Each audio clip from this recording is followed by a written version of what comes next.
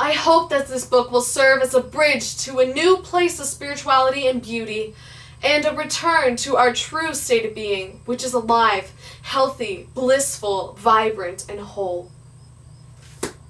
Hello everyone, my name is Zoe, and welcome back to the channel.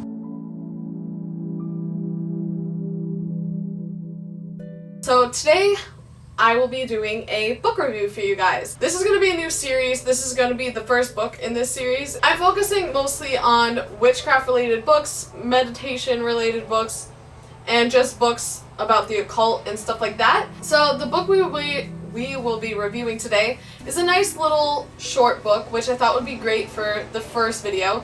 It's called Meditation and Mindfulness, Rituals and Exercises for Everyday Self-Care by Shiva Rose. On the back it says, learn how to create a sacred space for yourself, how to start a meditation practice, and how to use and benefit from, I'm gonna butcher this word, I honestly don't even know what it is, Ayurvedic practices like oil pulling and dry brushing. All from Shiva Rose, author of Whole Beauty and creator of the Shiva Rose line of all natural non-toxic skincare products. This book is a whopping 93 pages, and half of the book is literally pictures. Sorry if I keep looking down, I'm looking down at my notes, just a heads up. The pictures are nice and aesthetic, but they don't really provide too much information. Like, they're not very valuable pictures, they're just kind of pictures to be pictures. I'm going to read to you the introduction and then tell you how I feel about it. The introduction is 2 pages and 1 picture. So let's just, it's story time, kids. Grab a cup of coffee, cup of hot cocoa, cup of hot apple cider, and let's get started. So as you can see, it's double spaced, it's pretty large print, and it's on, you know, the paper. And the second page is a picture, and then it continues on to here. And then that's it for the introduction. And that's kind of how the whole book is, to be honest. Making space and time for daily rituals. As women, we are inherently tribal. We are meant to gather with our other women to care for one another, participate in ceremony, and to be in circles. Unfortunately, we often lack this connection in our modern lives, where we work in cubicles, frequently care for our families alone, and have mothers and sisters who live far away. Our days pass without a sense of reverence and community, and we're left with a powerful yearning for connection. Rituals provide that connection. When you perform them alone, you are able to connect with the source of all being, our own personal version of a higher power, and your deepest levels of self. When you gather for ceremony with other women, you connect with the divine feminine and form strong bonds with your teachers and friends, new sisters and mothers. Ritual and ceremony provide us with an opportunity to refuel, regenerate, and even reinvent ourselves. When I come together with my sisters, most of the rituals we perform are very simple. We gather flowers, make a mandala, and call in the 4 directions, which is a Native American tradition that represents a universal way of connecting with the earth. For a small ritual, often with just one other person, a tea ceremony connects us to nature and roots us in the moment. Even just lighting a candle and saying a prayer can take an ordinary life and elevate it to a higher realm. The most important thing is how you approach what you are doing. The information in this book will guide you on your journey, but keep in mind that using your own creativity and intuition will no doubt set you on a path that is truly your own. And that's not only okay, it's a sign that you're following your heart to the place that is right for you. My thoughts on the introduction were, it really does set you up for how the book is. It's very feminist. There's almost no mention of men, and I think there was like one slight mention of men, but it was like kind of dissing men.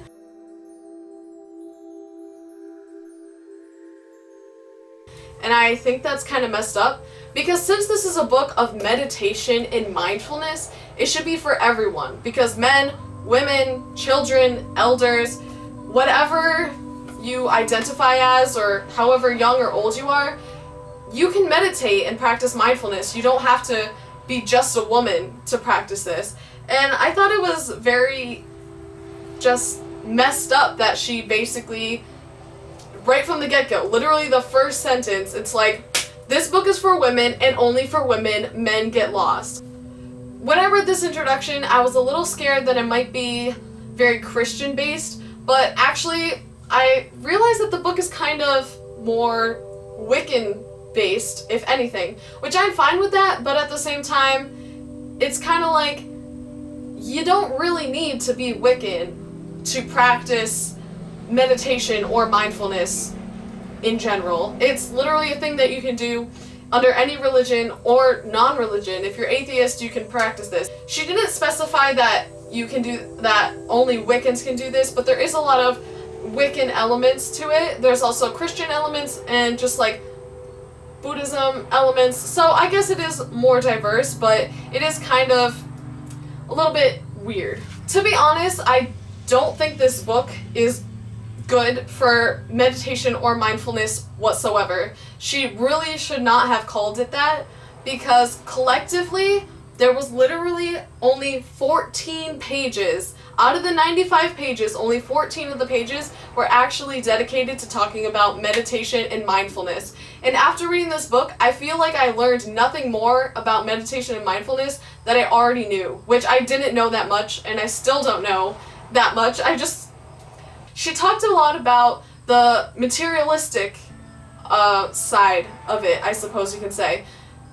To truly meditate and be mindful, you don't need anything. But she's talking about like creating an altar and buying crystals and like all this. It was just a lot of weird stuff. There was a lot of self-care in there in a kind of way that it's like, oh, brush your tongue 100 times every night, use a brush on your skin and stuff like that. I honestly don't see how this is innately connected to meditation and mindfulness. A lot of things she'll start talking about it, but she won't go in depth about it. Like in the introduction when she was talking about flower mandalas, I thought, oh, that's really cool. I always wanted to try to make some flower mandalas. I want to know like different setups or maybe what they're for. I don't really know anything about flower mandalas, and she was just like, making flower mandalas is very meditative. The end. There's just no explanation to a lot of the things that she has, and she does explain some things vaguely, but she doesn't go in depth in anything, including the meditation practices. I believe she named off 3 different types of meditative practices that you can do, and she didn't really go in depth of how to do them. She kind of said like, oh, this meditation practice will help you have a better image of yourself. The end. And she doesn't really explain how to do that. Another thing that I really hate about this book is that she was talking about yoni exercises, which yoni is related to femininity and also being fertile, like to have babies and stuff, which I am not interested in, and in no way, shape, or form did I pick up this book to learn how to be fertile. Okay? She talks about a yoni spell, ritual, basically, which is not, in my definition, is not meditation or mindfulness in the slightest. And she was talking about, I was all for it. She was like, you know, get like a crystal shaped like an egg and make sure it's real, and you'll know, like, give it offerings and like on a cloth and stuff like that. I'm like, oh, that's nice. And then she goes on to talk about how to insert it into your body. I guess some people do this and it's a thing, but honestly, for a book about mindfulness and meditation, it was not supposed to be there. It should not have been there whatsoever. I found it kind of disturbing and disgusting from someone who doesn't want to learn about that. I could have skipped over it, but it was probably the most in-depth part of the entire book. On the plus side though, this book is extremely easy to read. If you saw how the introduction was, that's how the whole book is. It's all double-spaced, small paragraphs, big font, and it's only 95 pages long, and most of it is images.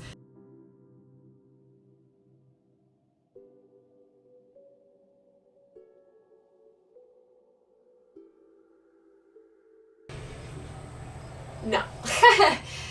If you wanted to learn about meditation and mindfulness, I would not suggest this book to you whatsoever. I don't think it teaches you really anything about mindfulness or meditation. She kind of relies on you to, if it sounds interesting to you, to like research it more in depth. But this is why we buy books. We buy the books to learn stuff from it. If we just wanted to search the stuff on our own, we would have just went to Google in the first place, you know what I'm saying? Do not buy this book. Do not buy this book. No. This is a bad book. This book? No. So, my final rating of this book, out of 5, or count them, 5 stars, out of 5 stars, I give this book, drumroll please, 2 stars. Brum, brum, brum. I'm kind of on the fence between 1.5 and 2 stars, but I think 2 stars is better. It does have some information in it, and it's not fluff. There isn't really any fluff in this book, to be honest. And it is aesthetically pleasing to look at. Anyways, I hope you guys enjoyed this video. Please hit that like button down below. And if you want to see more content by me, I do a bunch of stuff. I honestly don't know what my channel is. Anyways, I hope you guys enjoyed this video. See you guys next time. I don't know what that was. I'll see you guys next time. Bye bye.